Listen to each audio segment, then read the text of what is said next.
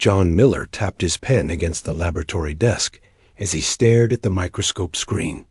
The sample from Europa's ice showed something impossible, genetic structures that resembled Earth's DNA, but with strange, elegant variations. He had been studying these samples for months now, ever since NASA's mission returned with the deep-core ice samples from Jupiter's moon. "You're still obsessing over those alien microbes?" Lisa Turner asked as she walked into the lab.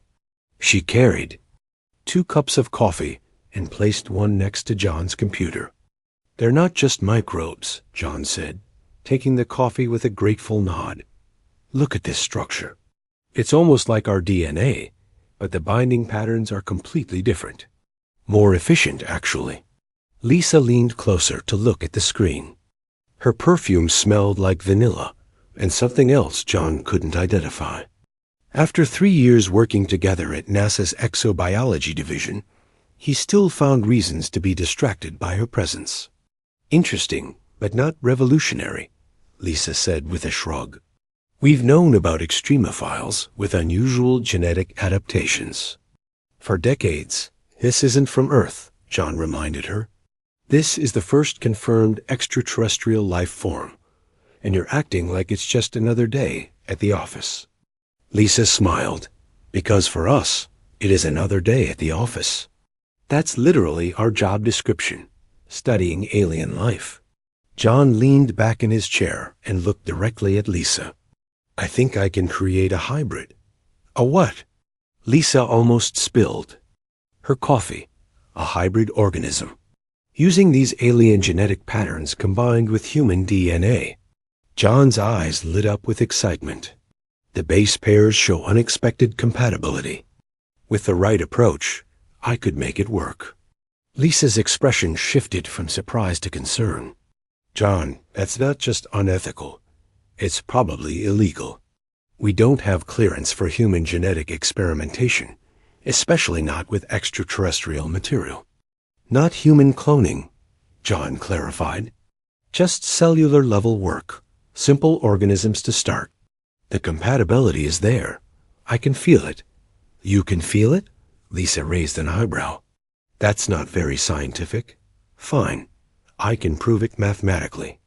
John pulled up a series of equations on his computer.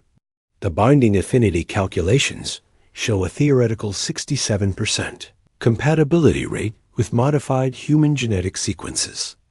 Lisa studied the equations, her forehead creasing with concentration. After several minutes, she looked up. "Your math is solid, but your assumptions are wild. The environmental factors alone would make this impossible. Want to bet?" John asked, with a grin. "Bet what?" "If I can create a viable hybrid organism within 6 months, you finally agree to go on a date with me." John had been asking her out for nearly 2 years, always receiving polite but firm rejections about not mixing their professional relationship with personal matters. Lisa folded her arms. "And if you fail?" "I'll stop asking you out and stick to traditional research methods for a year," John offered. Lisa thought for a moment. "Make it 2 years, and you have a deal." "Deal?" John extended his hand, and they shook on it. Neither of them noticed Dr. Patricia Wells standing in the doorway of the lab. The department head remained perfectly still, listening to their conversation with growing concern. After they shook hands, she quietly stepped away from the door and walked briskly to her office. Once inside, she locked the door and accessed a secure communication channel on her computer.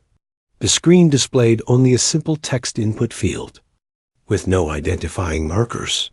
"Potential situation at Europa Research Lab," she typed. "Miller proposing human-alien genetic hybrid experiment. Request guidance." The response came almost immediately. "Monitor closely. Do not interfere unless public disclosure risk. Regular updates required." Dr. Wells closed the connection and deleted the conversation history.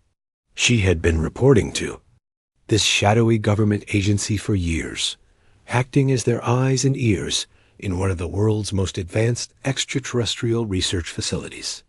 Most projects were harmless, but John's idea crossed lines that made her nervous. Back in the lab, John was already sketching experimental protocols while Lisa reviewed safety guidelines. "I'm serious about containment procedures," Lisa insisted. "If you're really doing this, we need triple redundancies on all safety systems." "Already planning on it," John assured her. "I'm not being reckless. This will be the most carefully controlled experiment in the division's history. It better be, because if anything goes wrong, we'll both lose our jobs, possibly face criminal charges." John nodded, but his mind was already racing ahead to the possibilities. "Lisa, if this works, it changes everything we know about life in the universe. It would mean we're not just compatible with alien life, we could potentially integrate with it. One step at a time," Lisa cautioned. "First, prove you can make a single cell viable." As they continued planning, neither was aware of the distant space phenomenon that had begun 3 months earlier. Deep in the Kuiper Belt, the automated observation station recorded another unusual burst of radiation. These bursts had been occurring with increasing frequency, always with the same pattern, too regular to be natural. The station's AI flagged the pattern and sent the data packet to NASA headquarters, where it was routed to a specialized team. The team lead, Dr. Alan Patel, studied the latest readings with growing excitement. "It's getting stronger," he told his colleagues. "Whatever is generating these signals is either getting closer or increasing in power." "Can we determine the origin point yet?" asked one of the analysts. "Not precisely, but it's definitely coming from beyond our solar system," Dr. Patel confirmed. "And here's the really interesting part. The signal pattern shifted right after we retrieved those samples from Europa." The room fell silent as the implications sank in. "Are you suggesting something is responding to our discovery?" someone finally asked. "I'm not suggesting anything," Dr. Patel said carefully. "I'm just pointing out a correlation. But I think we should increase monitoring priorities." The team agreed, unaware that their discovery and John's bet were two threads of the same unfolding story, one that would soon change humanity forever. That night, as John worked late in the lab, he felt a strange sense of destiny. The alien cells under his microscope seemed to pulse with possibility.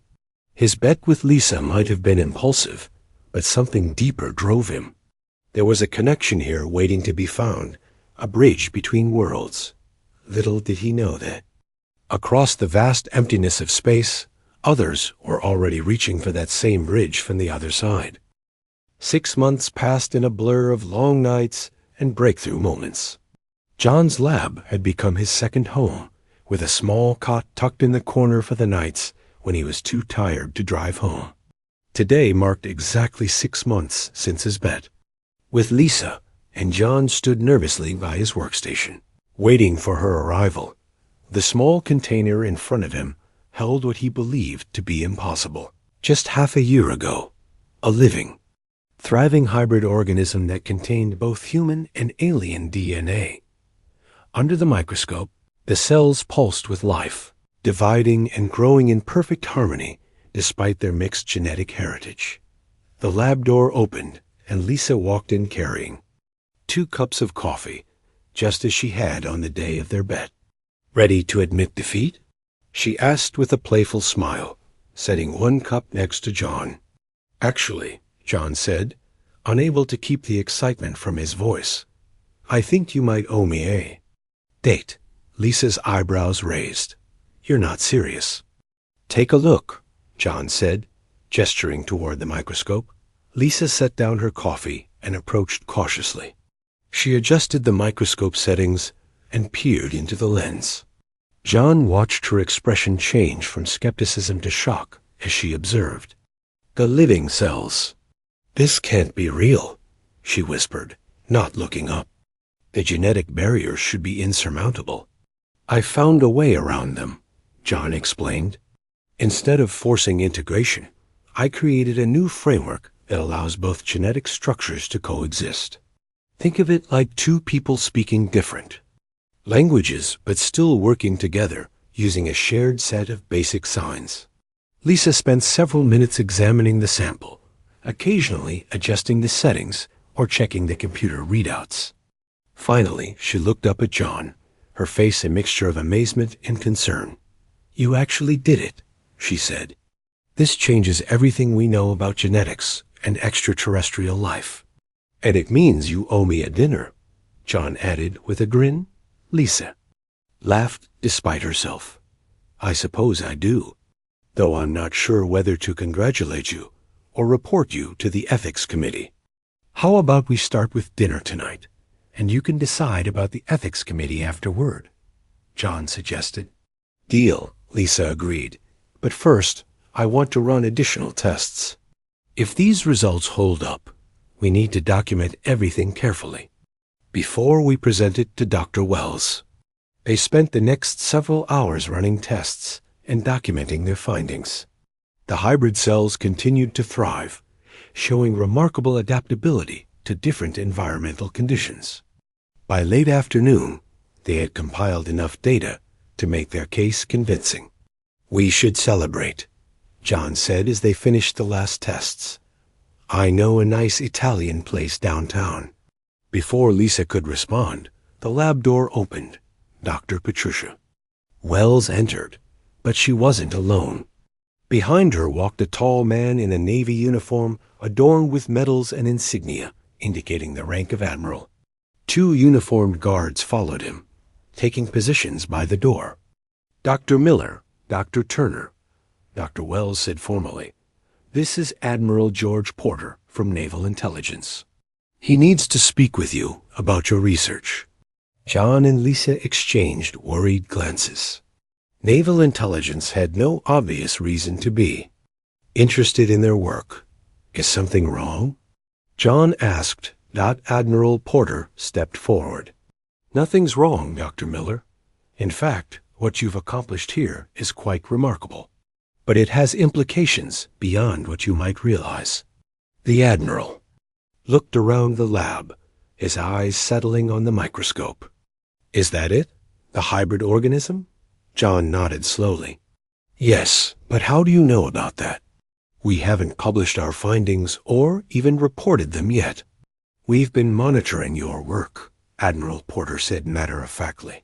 "Dr. Wells has kept us informed of significant developments." Lisa turned to Dr. Wells with a look of betrayal. "You've been spying on us?" "Following protocol," Dr. Wells corrected. "All research with extraterrestrial materials is subject to national security oversight." Admiral Porter cleared his throat. "Perhaps we should sit down. What I'm about to tell you is classified at the highest levels." They moved to the small conference area in the corner of the lab.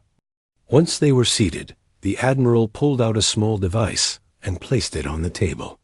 When activated, it projected a holographic display showing a series of wave patterns. "For the past 9 months, we've been detecting unusual signals from deep space," he explained. "They began shortly after the Europa samples were retrieved. At first, we thought it was a coincidence, but the pattern and timing suggest otherwise." John leaned forward, studying the wave patterns. "These look like communication attempts." "They are," the Admiral confirmed. 3 weeks ago, we finally decrypted enough to understand the basic message. An advanced species calling themselves. The Varn is approaching our solar system, and they're very interested in your genetic research, Dr. Miller." Lisa's face paled. "Are you saying aliens are coming here because of what we've been doing in this lab?" "That's exactly what I'm saying," Admiral Porter replied. "Somehow, they detected your experiments from light years away. The signals increased dramatically in the past month, coinciding with your most significant breakthroughs."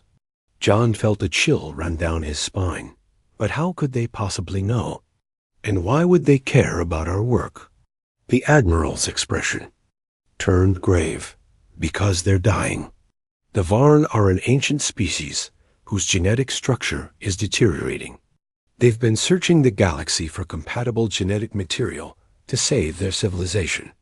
He tapped the device again, and the hologram changed to show images of what appeared to be DNA strands slowly breaking apart. This is what's happening to their genetic code. Some kind of cascading failure that their science can't fix. According to the messages we've decoded, they visited hundreds of worlds looking for compatible genetic structures. And they think our work might help them, John concluded. Not just your work, Dr. Miller, the Admiral said, looking directly at him. You specifically. Something about your genetic makeup, combined with the alien material from Europa, created a viable hybrid when all their previous attempts with other species failed. The room fell silent as the implications sank in. John's simple bet with Lisa had somehow attracted the attention of an advanced alien civilization desperate for survival. How long until they arrive? Lisa finally asked.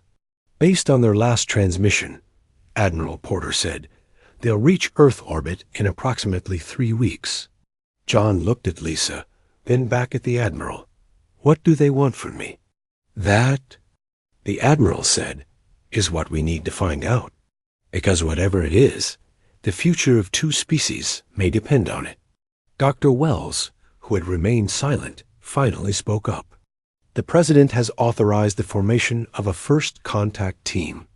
Both of you will be central members, given your expertise and personal involvement. John reached for Lisa's hand under the table and found her already reaching for his. There, fingers intertwined as the weight of responsibility settled on their shoulders. Their dinner date would have to wait. The bet John had won had much higher stakes than either of them could have imagined.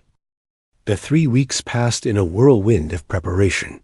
John and Lisa barely left the secure government facility where they had been relocated.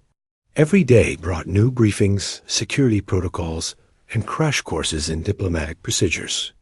The world's governments had been informed of the coming visitors, and the news had leaked to the public, despite efforts to keep it contained. That global reaction was a mixture of fear, excitement, and religious fervor. Some people packed up and headed to remote areas, while others gathered in cities, hoping to witness history. Military forces around the world went on high alert, even as political leaders called for calm and peaceful reception of the Varn. The morning the alien ship was scheduled to arrive, John stood by the window of his temporary quarters, looking at the crowd that had gathered outside the facility perimeter. People held signs ranging from "Welcome, space friends," to "Humans only on Earth." Quite a circus out there, Lisa said, joining him at the window. She looked tired but determined. They had been working non-stop, trying to understand the possible implications of the Varn's interest in John's genetic research. Can you blame them? John asked. First confirmed contact with an advanced alien species. It's what humanity has speculated about for centuries. Lisa took his hand. Are you ready for this? John squeezed her hand. Not even a little bit. But here we are anyway. A knock at the door interrupted them. Admiral Porter entered, looking crisp in his formal uniform. It's time, he said simply. Their ship has entered Earth orbit. They're sending down a delegation in 1 hour. The landing. Site is prepared. John nodded. He and Lisa followed the Admiral to a helicopter waiting on the roof. As they flew toward the designated landing site, a large open field outside the city that had been hurriedly converted into a reception area, John saw military vehicles and news crews lining the perimeter. The President will be joining. U.S. via secure video link, Admiral Porter explained over the helicopter's noise. Leaders from 37 nations will be observing remotely as well. But you too, along with myself and Dr. Wells, will be the primary greeting party. Why us? Lisa asked, though she already knew the answer. Because they asked for you specifically, the Admiral replied. Dr. Miller in particular. The helicopter landed, and they were escorted to a small pavilion set up near the center of the field. A red carpet extended from the pavilion toward the empty area where the Varn ship was expected to land. Very theatrical, John muttered. Humans need ceremony at moments like this, Dr. Wells said, joining them. It helps process the extraordinary. They didn't have long to wait. At exactly the scheduled time, the sky above them shimmered like heat. Waves rising from hot pavement. A shape began to form, sleek, silver, and unlike any aircraft John had ever seen. It descended silently, coming to rest at the end of the red carpet about 50 yards away. For a moment, nothing happened.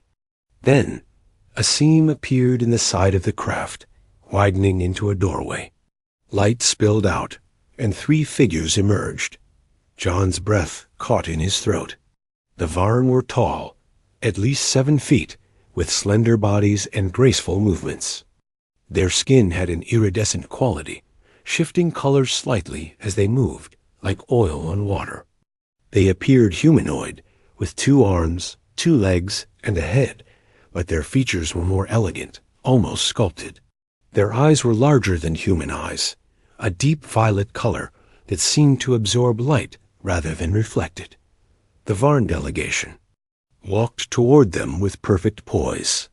John noticed they wore no visible weapons, just simple, flowing garments that complemented their shimmering skin. Admiral Porter stepped forward. On behalf of the people of Earth, I welcome you to our world. The lead Varn, distinguished by a slightly more elaborate garment, inclined its head. When it spoke, the voice was melodious and clear, somehow conveying gender without human vocal characteristics. The translation came through the earpieces they all wore. We thank you for your welcome. I am Elin, Chief Diplomat of the Varn Confederation. These are my associates, Myra and Sovin, our leading genetic specialists. Elin's gaze moved past the Admiral to John. And you must be Dr. John Miller, whose work has given our people hope for the first time in generations. John stepped forward, surprised to be addressed directly. I am. This is my colleague, Dr. Lisa Turner. Elin approached John, stopping just a few feet away. The alien was close enough now that John could see fine, almost invisible patterns across. Its iridescent skin, like circuits etched on a microchip. May I? Elin asked, raising a hand. John glanced at Admiral Porter, who gave a small nod. Of course, John said, though he wasn't sure what he was agreeing to. Elin reached out and placed a slender hand on John's forearm. The touch was warm, almost vibrating with energy. John felt a strange tingling sensation spreading up his arm. Remarkable, Elin said softly. The compatibility is even stronger than our scan suggested. John found his voice. I don't understand. How do you know about my work? And what do you mean by compatibility? Elin withdrew his hand. Perhaps we should discuss this more comfortably. There is much to explain. They moved to the pavilion, where seats had been arranged around a large table. Once everyone was seated, Elin began to explain. The Varn have been traveling the stars for millennia, seeking other intelligent life. 3 centuries ago, we encountered a problem. Our genetic structure began to deteriorate. Each generation became weaker, with more defects. Our scientists determined that our ancestors' genetic engineering had created an unexpected flaw, one that would eventually lead to our extinction. One of the other Varn, Mira, continued the explanation. We searched for compatible genetic material throughout known space. Most species were too different, but humans showed promise. We detected your probe on Europa and monitored its collection of the microbial samples, remnants of an ancient Varn expedition to this solar system. When you began experimenting with those samples, Sovin added, we detected the energy signature of successful genetic integration, something we had never achieved ourselves. Our sensors indicated a unique compatibility pattern centered on you, Dr. Miller. John felt Lisa's hand on his arm, steadying him as the implications became clear. You're saying that I, specifically, have genetic markers that are compatible with your species? He asked. Yes, Elin confirmed. Your specific genetic structure contains elements we have not found in any other human we have scanned. Elements that could potentially save our species from extinction. The weight of billions of alien lives suddenly pressed down on John's shoulders. What exactly are you asking of me? Elin's expression became solemn, though it was difficult for John to read alien emotions. We wish to propose a genetic exchange. Using your unique genetic material as a foundation, we believe we can create a cure for our deterioration. In return, we offer Earth-advanced technology, including faster-than-light travel capabilities and medical knowledge centuries beyond your current science. Admiral Porter leaned forward. And what would this genetic exchange entail for Dr. Miller? A series of tissue samples, cellular extractions, and mapping procedures, Mira explained. Non-invasive and safe by both our standards and yours. John looked at Lisa, then back at the Varn. I need time to think about this. Of course, Elin said. But time is precious for our people. Every day, more Varn children are born with genetic defects. We have come a long way with great hope. As the formal meeting continued, John's mind raced. He had started with a simple bet to get a date with Lisa. Now he held the future of an entire alien species in his hands, and somewhere deep inside, he knew his answer would change not just his life, but the course of human history. The days following first contact were filled with meetings, interviews, and endless discussions. World leaders debated the Varn proposal, while scientists eagerly examined the small technological gifts the aliens had brought as a show of good faith. These included a medical scanner that could detect diseases years before symptoms appeared, and an energy cell the size of a coffee mug that could power a small home for decades. John and Lisa were given a brief reprieve from the chaos, allowed to return to their own apartments under security protection. On their third evening back, they sat on John's balcony, watching the distant lights of security vehicles patrolling the perimeter of his building. I never thought I'd miss our boring old lab, Lisa said, sipping a glass of wine. John smiled. Nothing boring about it now.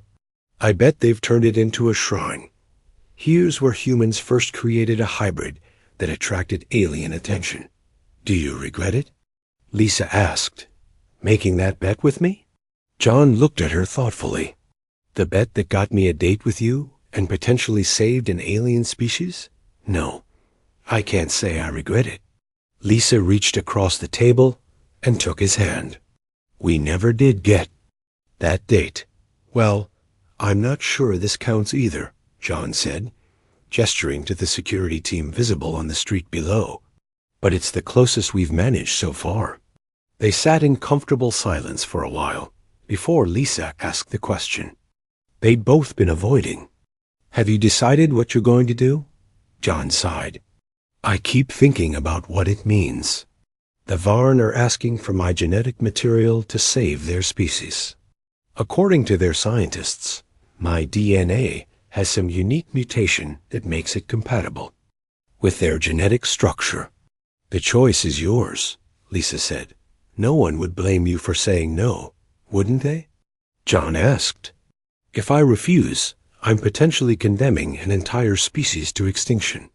It's a lot to put on one person's shoulders, Lisa admitted. John squeezed her hand. What would you do if you were me? Lisa thought for a moment. I'd want to understand exactly what they're asking for, and what it would mean for you, for them, for all of us. The scientific implications alone are staggering. Admiral Porter says the president is leaning toward supporting the exchange, assuming the Varn agree to certain conditions about technology sharing and non-interference with Earth affairs. And what does John Miller want? Lisa asked softly. John looked up at the stars, somewhere among which the main Varn fleet waited for his answer. I want to help them, he said finally. But I'm scared, Lisa. What if there's more to this than they're telling us? What if... He was interrupted by the sharp ring of his secure phone. The caller ID showed Admiral Porter's name. Dr. Miller, the Admiral's voice was tense. There's been an incident.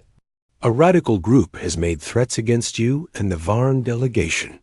We're sending a team to bring you and Dr. Turner to a secure facility immediately.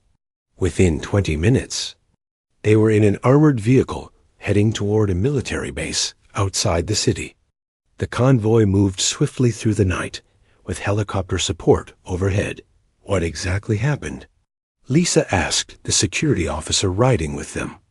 A group calling themselves Human Purity Front released a video threatening to kill Dr. Miller, to prevent, in their words, alien contamination of the human genome. They also threatened the Varn delegation. John felt a chill. How serious is the threat? Serious enough that we're moving you to our highest security facility, the officer replied. The Varn delegation has already been relocated there. When they arrived at the facility, they were escorted to a conference room where Admiral Porter waited with Elin and the other Varn representatives. Dr. Miller, Dr. Turner, Elin greeted them. I am sorry that our presence has brought danger to you. It's not your fault, John said.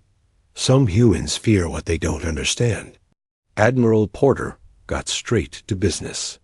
We've increased security, but the situation has accelerated our timeline.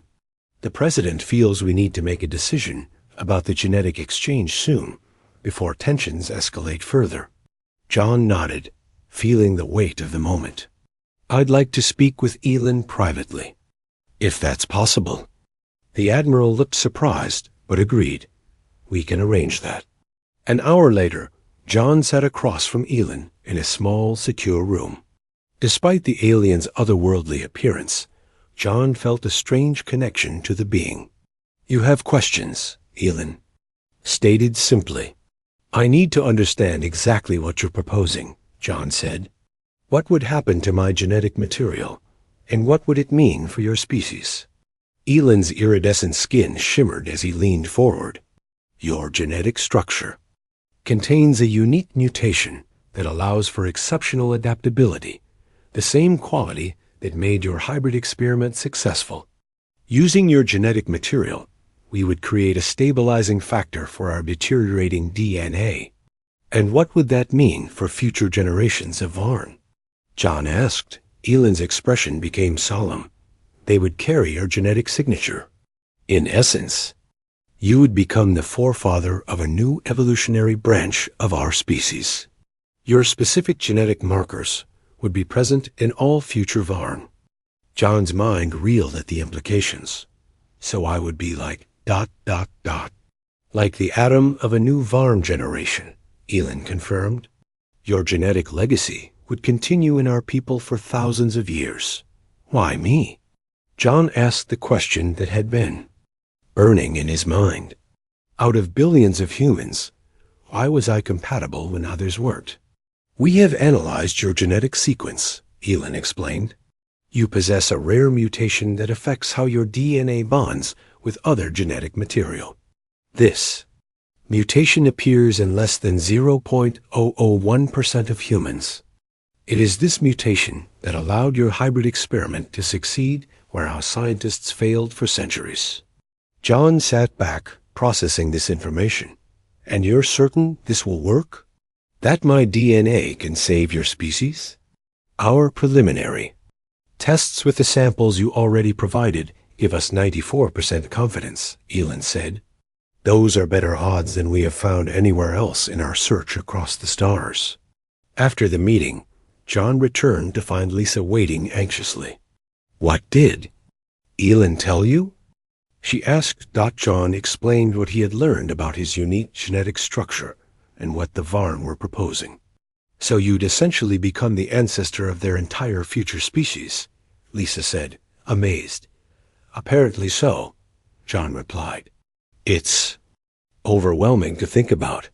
Lisa was quiet for a moment, then asked, Have you made your decision? John looked at her, the woman he had been trying to date for years, the brilliant scientist who had challenged and supported him. "Almost," he said, "but there's something I need to do first." John suddenly dropped to one knee in front of Lisa, taking her completely by surprise. "Lisa Turner, we started with a bet about science, and now we're in the middle of first contact with an alien species. I don't know what tomorrow will bring, but I know I want to face it with you. Will you marry me?" Lisa's eyes widened in shock, then softened. She pulled John to his feet. "You're proposing now? In the middle of an alien genetic crisis? Is there a better time?" John asked with a nervous smile. Lisa laughed and shook her head. "You have the worst timing in the universe, John Miller." Then she leaned forward and kissed him. "But yes, my answer is yes." As they embraced, John felt a moment of perfect clarity. Tomorrow he would give his answer to the Varn, an answer that would change the course of two species forever. But tonight, in this moment, he had everything he needed. The next morning, John woke with a sense of purpose. Lisa slept beside him, her hand still holding his even in sleep. He watched her for a moment, grateful for her presence in his life, before gently extracting himself from bed. By the time she awoke, he had already contacted Admiral Porter and arranged for a meeting with the full diplomatic team and the Varn delegation. When Lisa joined him for breakfast in the facility's cafeteria, he told her his decision. "I'm going to do it," he said simply. "I'm going to help the Varn." Lisa nodded, as if she had expected nothing less. "What conditions will you set?" John smiled. He could always count on Lisa to think of the practical details. "That's what I want to discuss with you. This isn't just my decision anymore. We're engaged now. This affects both of us, and any future we might build together." They spent the morning drafting a list of conditions. By noon, they were seated at the large conference table with Admiral Porter, Dr. Wells, several government officials, and the Varn delegation. John cleared his throat. "I've made my decision. I will provide the genetic material you need, but I have some conditions." Elin inclined his head. "We expected as much. Please share your terms. First, complete transparency. I want to be fully informed about every step of the process and how my genetic material will be used. Nothing happens without my knowledge and consent." "Agreed," Elin said without hesitation. "Second, Earth maintains its independence. This exchange doesn't give the Varn any claim on our planet or our species. We are equal partners in this arrangement." "Absolutely," Elin affirmed. "We seek cooperation, not domination." "Third," John continued, "the technology exchange must benefit all of humanity, not just certain nations or groups. The medical advances, energy technology, and other benefits should be shared globally." This condition caused some murmurs among the human officials, but Admiral Porter nodded his agreement. "And finally," John said, looking at Lisa, "I want Lisa by my side throughout the entire process. She's my fiancée, my scientific partner, and my future. Where I go, she goes." Elin's skin rippled with what John had come to recognize as the Varn equivalent of a smile. "These terms are acceptable to us. We are grateful, Dr. Miller. Your decision will save countless Varn lives." The following weeks were filled with preparations. John underwent numerous medical examinations and provided various tissue samples. The Varn medical team worked alongside human doctors, explaining each step of the process. True to their word, they kept John and Lisa informed about everything they were doing. Meanwhile, the first technological exchanges began. The Varn provided plans for advanced medical equipment, clean energy systems, and materials unknown to Earth science. Teams of scientists from around the world gathered to study these gifts, marveling at the possibilities they represented. Not everyone was pleased with the arrangement. Protests continued in many cities, with some groups claiming humanity was being manipulated or exploited. Security remained tight around both the research facility and the Varn ship. Despite the tension, the work continued. One morning, about 3 weeks into the process, Lisa felt unusually ill. Thinking it was just stress, she mentioned it to one of the human doctors, who suggested a quick checkup. When John returned from his daily session with the Varn medical team, he found Lisa waiting for him with an odd expression on her face. "What's wrong?" he asked immediately. "Nothing's wrong," she said, her voice shaking slightly. "But I just found out something unexpected. I'm pregnant, John. We're going to have a baby." John stared at her in disbelief, then broke into a wide smile. He picked her up and spun her around, both of them laughing and crying at the same time. "A baby," he kept saying. "We're having a baby." When they shared the news with the Varn, Elin seemed particularly moved. "New life is the greatest gift," the alien diplomat said. "This is a fortunate omen for our work together." The final procedures of the genetic exchange were completed a month later. The Varn scientists had successfully integrated John's unique genetic markers into a stabilizing treatment for their people. The first trials on Varn volunteers showed promising results, with their deteriorating DNA beginning to repair itself. As the Varn prepared to return to their homeworld with the treatment, a farewell ceremony was held. Representatives from nations around the world gathered to thank the aliens for the technological gifts they had provided and to wish them well in saving their species. Elin approached John and Lisa, who was now showing the first signs of pregnancy. "We can never fully express our gratitude," the Varn diplomat said. "Your genetic gift will save our entire species. Future generations of Varn will know the name John Miller as their forefather." "Will we see you again?" John asked. "Yes," Elin confirmed. "We will return in one cycle of your planet around your sun. By then, the first Varn children born with your stabilizing genes will have entered the world. We would be honored if you would meet them." "We'll be here," John promised, "with our own child."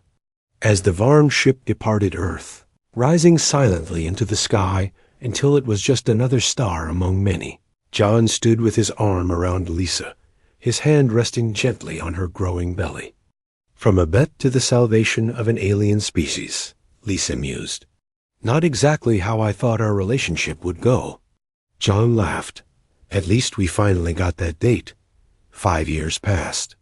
Earth had changed dramatically with the incorporation of Varn technology. Clean energy was becoming standard worldwide. New medical treatments had eradicated several diseases, and the first experimental faster-than-light drive was being tested on the moon.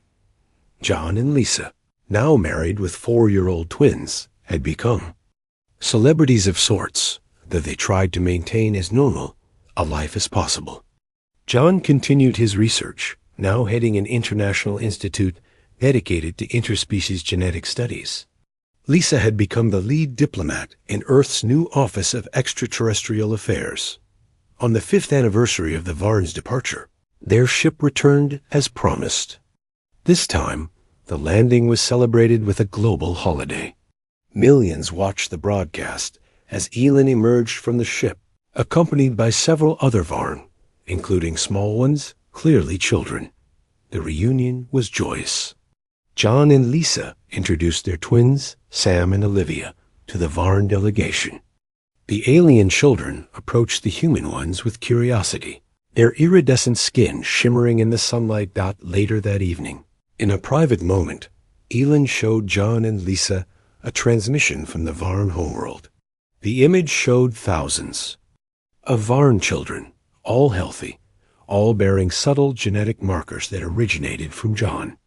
Though their appearance was distinctly Varn, there was something in their features that echoed John's own. The children of two worlds send their gratitude to their forefather.